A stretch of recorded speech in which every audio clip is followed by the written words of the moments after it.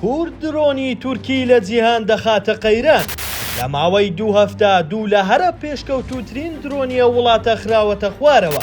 گۆڤارێکی ئەمریکیش زانیاری لەبارەیانەوە ئاشکرا دەکات. ئازاری 2025 بۆ درۆنە تورکیەکان بە تایبەتی جۆری ئاکەنجی خراپترین مانگ بووە. لە ماوەی کەمتر لە 2 هەفتەدا ژمارەیەکیان لە ناوچەی ڕۆژهەڵاتی ناوەڕاست و ئەفریقیا خراونەتە خوارەوە.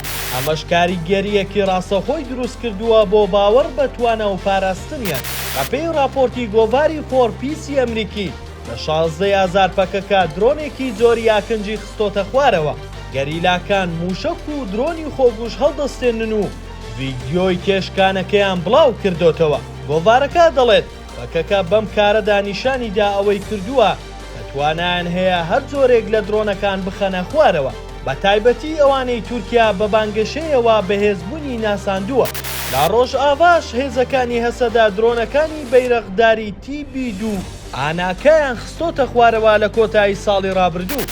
لا 31 ئازاریشدا درۆنێکی تورکی لە جۆری ئاکەنجی خراوەتە خوارەوە لە وڵاتی مالی لەلایەن هێزە ناڕسمیەکانەوە.